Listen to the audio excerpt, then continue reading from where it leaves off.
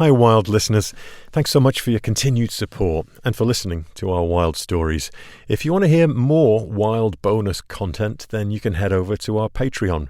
We've got extended interviews and behind the scenes videos and lots more to keep us connected. The link to Patreon is in the show notes. Enjoy the birds. This episode is dedicated to our friend Pamela Isdell, a longtime supporter of the wild and lover of birds. Oh, that's cool. A flock of Canada geese flying over. Good morning. I'm sitting on my deck in Bellingham in Washington, and the birds have grabbed my attention like they usually do. In this case, a flock of Canada geese flying over. How perfect was that? I got some nice tall Douglas fir trees back here, and my deck's up high, so it's a bit like being in their world. And they've always got a lot to say, but it's like this secret language all around us, and most of the time we don't even notice. When I was 8, growing up in England, I was already really into birds. I was in the Young Ornithologists Club, for goodness sake.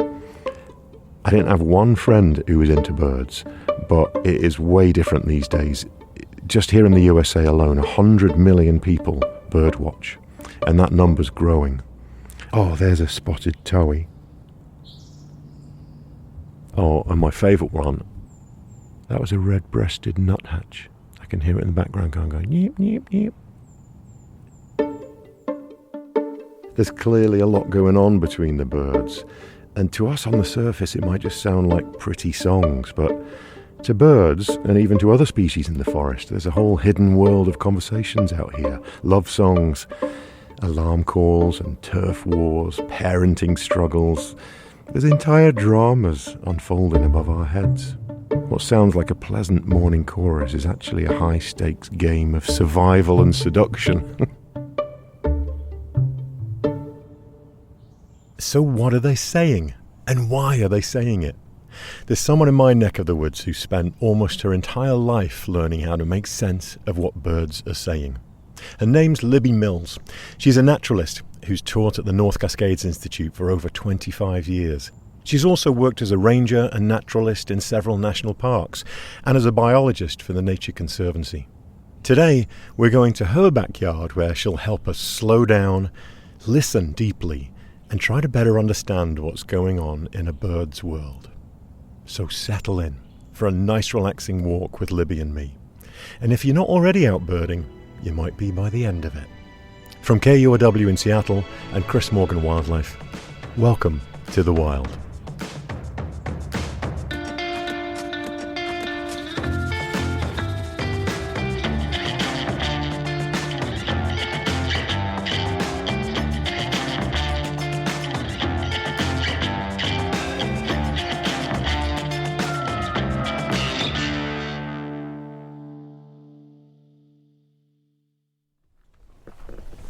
Hey, Libby. Chris. Hi. How's it going? Very well. I feel like hugging you. The legend Libby Mills. The bear guy. Thanks for having us. Yeah, this is going to be fun. I'm meeting Libby at her property in northern Washington. The birds have been at it for a while already, but 6:30 a.m. is plenty early enough for me. And besides, the dawn chorus is still in full swing. Her backyard is quite a few acres, and it has this perfect mix of things birds love. There's marshy wetland on one side, and a beautiful coniferous forest on the other. All kinds of birds hang out here. The birds are already doing their thing. Oh, they're going like crazy, yeah. Do you have eagles here as well? I know that's your thing. Oh, yeah, it can be really eagly. Yeah. Yeah. Oh, Yesterday I didn't hear one, which was kind of surprising, but they're on nests now, so. Oh, so you hear them almost every day, do you? Well, yeah. Really? Except when company comes. Yeah. Yeah. Everything goes dead hush as soon as we pull up. Especially in the end of summer, because then they fly up to BC and look for fish up there. Right. Yeah. I'm going to be moving slowly. I've thrown my back out yesterday. Oh, well, this is one of those perfect things for a thrown out back. Yeah. You've got a bit of everything here. It's wonderful, We right? I can do. see meadows and forests, and We you can do. see the sea. It's like you're tucked right in It's in a amongst neat all these different edge. habitats. Yeah, superb. it's a really good edge. And the more there's just all kinds of vegetation, the better it is for the birds. That edge that Libby's talking about is an important part of any ecosystem that we're going to get into a little bit later. Here it's the place where the forest and the marshy wetland meet, and it's a hotspot for bird activity. But for now, Libby and I just take a second to pause and notice what we're hearing. This is a good listening. Oops, right here. What do you hear? There's a spotted towhee making kind of a dry, flat trill off in that direction.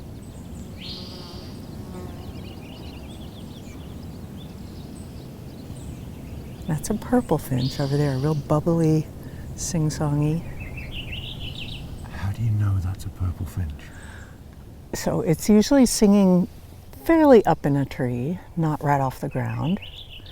And it's a bubbly song. It's very warbly. So it's a short sound. It's kind of doodle doodle doodle doodle doodle. Beautiful. Hear how he does that? This is a song, which is to attract a mate and defend a territory. Is it a male? A male, yeah. And the robin making call notes. Doot, doot, doot, doot.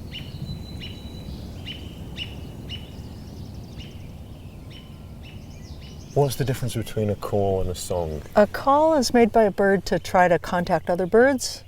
It can be a warning. It can be just a contact call to say, here I am, so they can find each other. Like when we listen to snow geese in the air, those are all call notes. They're not singing ever. They're not singers. So songs are restricted to songbirds for the most part, which is a huge group of the birds, but it's not everybody. And they are made to attract a mate and defend a territory. The calls don't have that function. But a songbird, usually quite small, perched in trees, songbirds are what people would know mostly, right, and hear mostly. Are you saying a songbird can have a call and a song? Right, right. And they have different functions. A raven is the biggest songbird. Are they a songbird? They Wow. are. And they have a massive repertoire, don't they? They have a massive repertoire, yeah. I love ravens. They're my bird obsession, if there is one. How on earth do birds sing? I mean, you look at a bird, it opens its mouth, and out comes this incredible sound. Yeah. How are they doing that, right? Because they haven't got lips that help them shape a sound. And No. what's going on? They have a syrinx and syringeal muscles.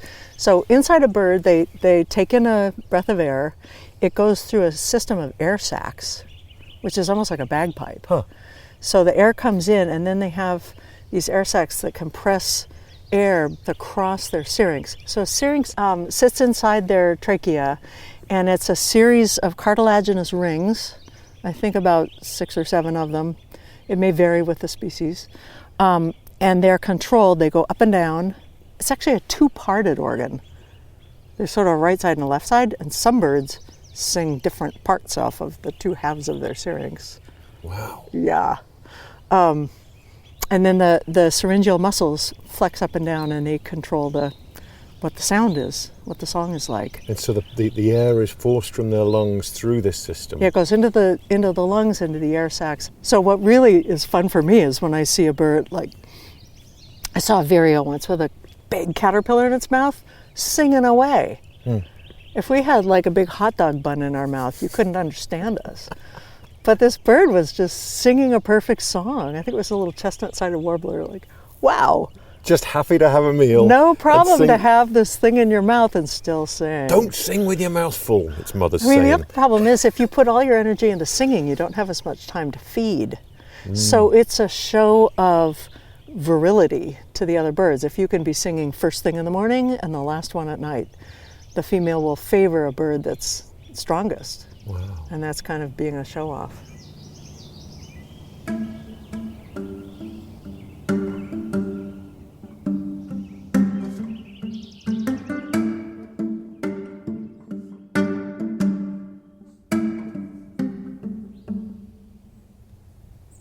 Could you describe yourself and your work to somebody who doesn't know you?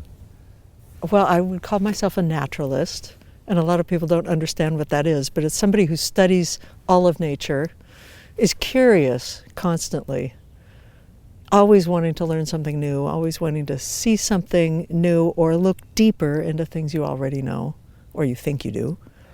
I love to be a teacher, so I'm eager to have any kind of an audience, whether it's older people blind people, complete beginners actually are maybe my preference because they're still curious about everything. I like to share what's been shared with me. So I'm in that part of my life where I'm giving it back. We continue slowly down the edge of the marshy wetland, through the dewy grass, and then move carefully through the brush. Libby's eyes are wide open. I watch her, scanning every nook and cranny, surveying the trees. She says it's best to look with your naked eye at first, before using binoculars, because you're trying to pick up the bigger picture, like a wide-angle lens that can take it all in. Then you can figure out where the sound is coming from and notice any clues like small movements in the branches of trees. Then raise your binoculars to those branches, zero in on the bird like a telephoto lens. Just takes a bit of practice. Oh, there goes somebody into the bush. I really want those little witchetties, the yellowthroats to pick up. It's so interesting, Libby. That is the first time that you've pulled your binoculars to your eyes. And I want to make sure that people get that. Like, everything that you've said so far is birds that you're hearing, not That's seeing. right. Yeah. Here comes something big. Oh, yeah? Is that a bald eagle? Oh, it looks like a quicker wing beat. That might be our red-tailed hawk. Oh, I'd love to hear that call. It has nothing to say. What would he say? Kind of that high, clear shriek. Kind of a... Oh, I can't imitate it very well. Clear! Well, that almost sounded like a flicker. Is it is it the sound they use in a lot of movies? It's that. Right. It is that, Just like every movie that wants the sound of a hawk flying over is... Or they want eagles to sound more dramatic, so they use a red-tailed hawk for golden eagle. It's my goodness. No. Criminal. So tell me a little bit about why are these birds calling right now? What is that telling me? One of the things they do when they sing first thing in the morning, and I started listening today about 4:45, and the robins were really going off already. They're saying, I made it through the night. I'm here. This is my territory. And come on in, girls, and everybody else stay away. Wow. So they're trying to establish their territory and announce that they are still alive. And what are they saying in English? Hey, baby. Hey, baby. Hey, baby. And some birds... To who, though? To another white-crowned sparrow or another purple finch. Or that knows them or doesn't know them yet? Is this the males beckoning them in or calling to someone they've already won over? It could be both. So some of them are singing to their mate, hey, baby, hey, baby. Some are, I love that. That's never going to leave my mind, Libby. Hey, baby, I'm going to listen to birdsong completely differently now. And some of them are saying, stay away, she's mine. Yeah. Stay away, she's mine. Yeah, so one part of the song attracts the male, or attracts the female, and the other half of the song is trying to drive off other males of its species. It's this combination of different songs and messages that makes up what we call the dawn chorus. But it doesn't happen all at once. There's an order that the birds follow, a carefully timed sequence. And the birds aren't just following their instincts, they're responding to their environment. For the dawn chorus, light is the conductor of this choir. And the birds who detect it first are the first ones to start singing. And they begin singing early. I think the robins are said to be one of the first singers because their eyes are bigger than the eyes on a lot of the tiny birds, and they start detecting the light earlier. So they try to get a lot of their initial singing over with, and then they start feeding. Whereas the littler birds, they start singing a little later because they're just staying warm initially, and then when they kind of feel the time to say, I'm still alive, then they'll sing, say, this is my territory. So it's this kind of wave of some early risers and some later risers. I mean, You said the robins were 4:45, did you say? Yeah, and now it's 10 past 7. Yeah. And some of them haven't even started. Some of the other species haven't even started yet. Right, or at least not to our ears. Oh. Yeah. What do you mean by that? Well, some of the birds, I'm losing some of my high-frequency hearing, and some of the birds I just don't hear anymore. They sing on all different frequencies, which is another kind of fun thing about birdsong. By singing on different frequencies and at different intervals, like if we timed it, we could say, okay, the purple finch is singing every 12 seconds or whatever it is. That's one way to identify it from another bird. Like a house finch might sing way more constantly with shorter intervals between. But they sing in each other's interval. Wow. When one's singing, the other gives it a pass and then it chimes in. So it makes it sound like birds are as good at listening as they are singing from what you're saying, because they're waiting for that little gap in the conversation. Right, and they also want to respond to the other guy over there saying something. It's like,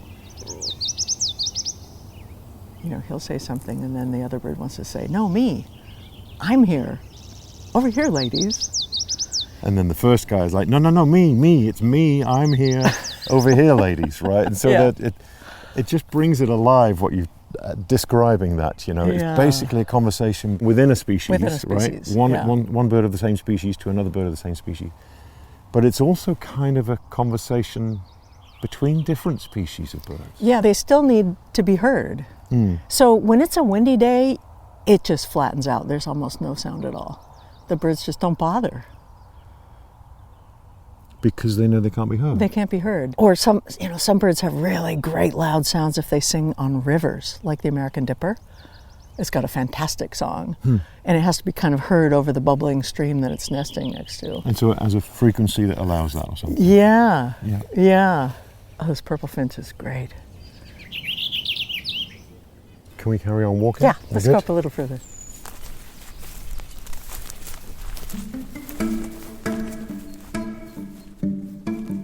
We're going to take a short break, but when we come back, some great tips for new bird watchers and bird listeners, and a bit of drama between a robin and a red-tailed hawk.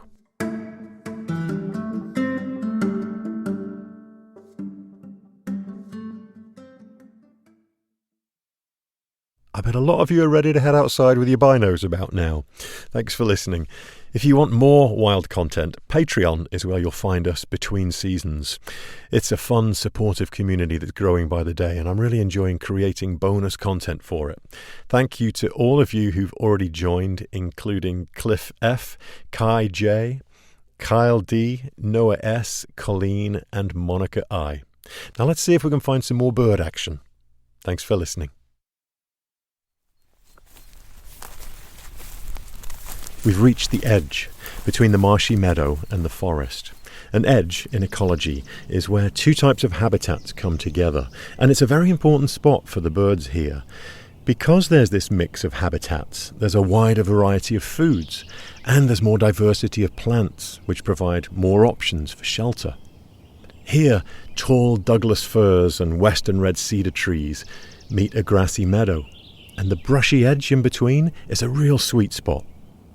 It's important because these birds that might find food in the meadow, it gets dry all summer long, they can go back and forth between the meadow plants there, and you get more light when you have an edge.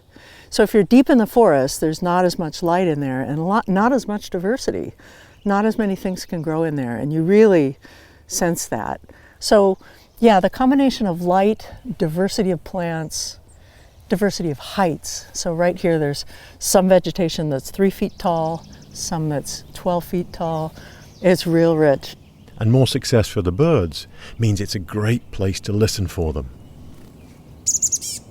Oh, I see some action right there. One of the little birds is moving around in the Indian plum. A couple of chickadees, I think. Are they chickadees? Yeah. Right in the edge that right we're at talking the edge. about. Yeah, that one's Hi a guys, you chestnut back enjoying the chickadee. edge? That's perfect. Yeah, there's 3 or 4 of them. You can see the branches moving. Yeah. To most people listening to you, identifying these birds, 6, 7, 8, 9 of them standing in one spot, it's amazing to people, right? I mean, how do you recognize the specific bird calls? Well, I like to tell people it's a lot like when you pick up the phone and somebody says, "Hey, Chris," and you know who it is immediately. Right. So you just have to train your brain one bird at a time. So some of them are radically different. The red-tailed hawk that's screaming over here is nothing like the sound of the purple finch we heard earlier. Or right now there's a dee-doo of a black-capped chickadee. Nothing else says that except a mountain chickadee. And people make up mnemonics to help them remember. So if it's saying cheeseburger, or spring soon. Everybody has a different thing that they put to it, but that can help you remember. How long have you been bird watching? I would say I've been bird watching since I was a child, but I've been really consciously trying to study the birds and learn their songs since I was 20, so 50 some years. Wow. Yeah. And was there a specific moment where you sort of realized that this is something that you loved and you'd always do? Yeah, I think it came when I was in college, in this ecology class in Colorado Springs. We were going to different habitats. We went into the pinyon juniper woodland, out to the fountain marsh, which is along a small stream. But that day at the marsh, I saw yellow warblers for the first time, which are just bright yellow, little birds, but saw them well. I saw American avocets, which are a tall, very showy shorebird that were working the edges of the creek. I saw red-headed woodpeckers, which are a Midwestern bird that is just super showy and beautiful. Huh. And Virginia rails, all in one day. And we were carrying around the Birds of North America guide and using it every day, so I was starting to know what page to go to find things. And it was just like, we found all these great birds in this one place. I could find everything in this book. It no longer seemed like a guidebook where you might find 2 or 3 things. It felt like a guidebook to, you could look for these for the rest of your life and have a lot of fun doing it.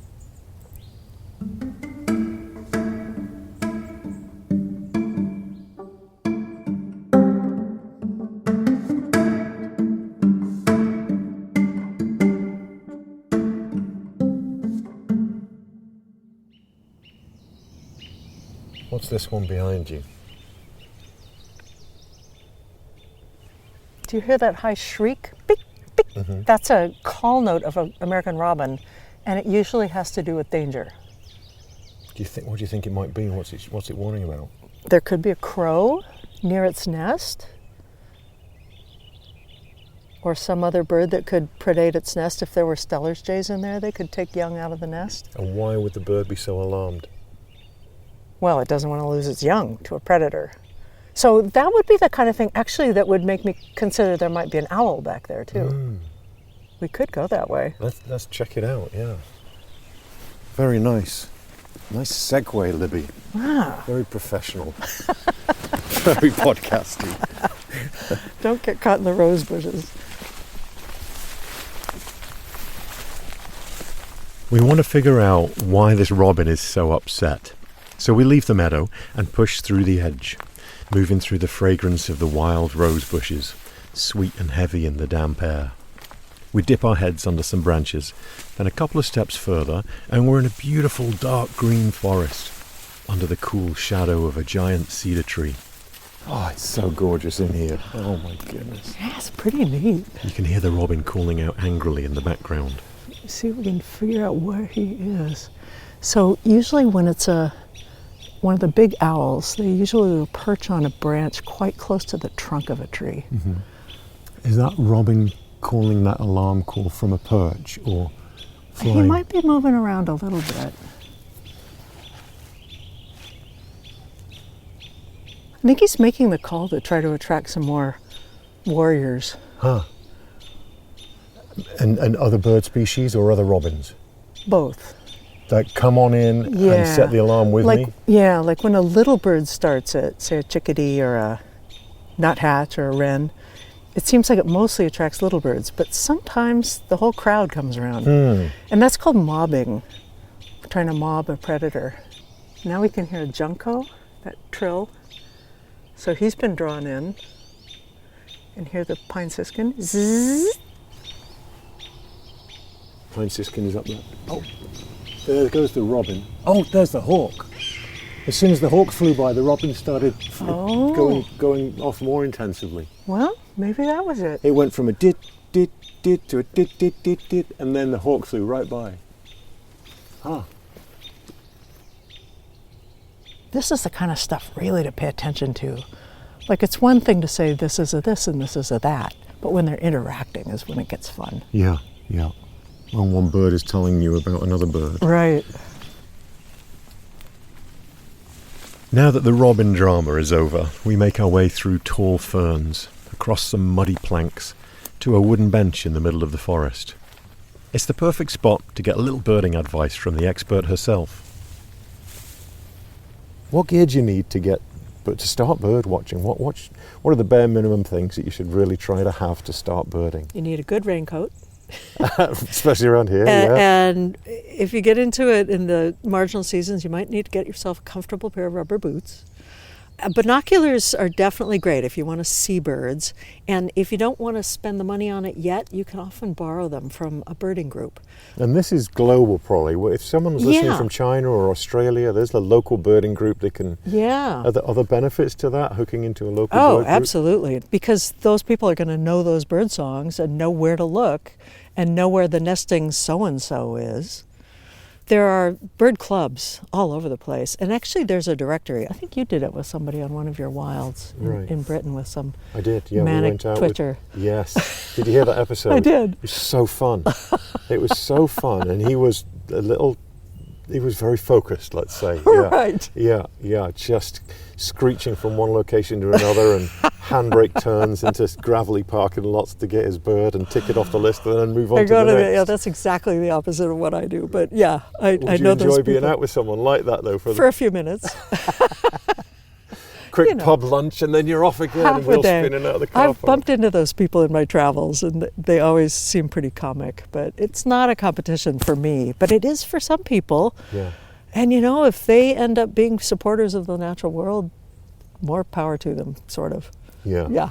I like that. Yeah. Okay, so it's a very short list of things that someone might need to get into it, and binoculars are a bit of a luxury. If you can't afford them, just go out with your eyes and your ears and a pair of decent boots and a jacket. And then a bird book, a guide. A bird book is nice, but if you don't want a book and if you always carry your phone, you can buy a digital book. And the one I like and use the most is by Sibley. Sibley's Birds Volume 2. And it's got all these recordings in it. It's got maps of where the birds are found. It costs $20, but it's got some information. It's organized in a different fashion, more like a book than Cornell. But the Cornell guide, called Merlin, is free. Mm-hmm. It's got the ability to record the birds and watch what's singing. I love it. I love that you're a proponent of these apps. Yeah, because they're not very natural, are they? Some people hate it. But do they? Yeah. Oh, yeah. Some people are, it's cheating. It's like, that's not cheating. It's an aid. Is a book cheating? Yeah. That's very open-minded of you. It's an audio book. Actually, maybe first though is to try to find a buddy who knows more than you do. That's a good tip. Yeah. It's always safer to be out with another person, no matter what you're doing. And even if that person only knows a few species, right, it's perhaps more than you know as a beginner, and it's a good start. But the catch is, if they're not there for the purpose of birding, they may talk so much you don't get anything. You can't see anything. You're trying to tell me something? No. We're here to bird. What would you say to, let's say, Lucy sitting next to you, the producer here, who's not into birding, and perhaps might admit even that she doesn't quite get it? What would you say to someone who's like in those? There's a lot of people that are that way. What would, I know you're not on a radical bird watching pitch, but what would your sales pitch be for getting people into birding to and go why birding? They should try it? I just think when you open yourself up to it, that there's so much going on around you that you never realized was happening. I find, like, my husband's a big meditator. He's a Buddhist, and I'm not. I'm a birder. But to me, when I sit down here, I am absolutely in the moment, hearing that chickadee, listening for other birds. I'm just here now. I'm not thinking about what's going on in the world. I'm like pleasantly undistracted. I'm focused on this, and I think we just all need it. Like, wherever you stand, this world is a mess right now, but this moment in the forest here, listening to birds, or just looking out on all these cool wildflowers that are pushing up and flowering and being eaten by deer. You can see all these things that tell a bigger story. And you also can get into the contest with yourself of finding something new, or listening to something long enough that you can figure out, what is this sound that I've heard all my life? It's like identifying a name of a bird is just a start. It's just a name, like with a friend. But then when you start to know how it lives its life and how it sings its song, it becomes part of you.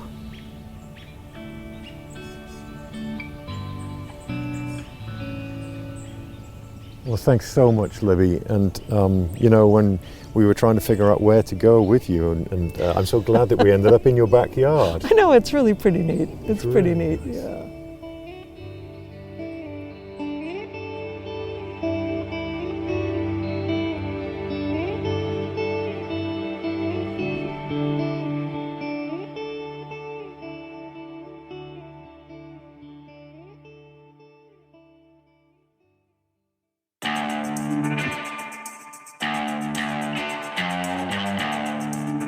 Thanks for listening to The Wild.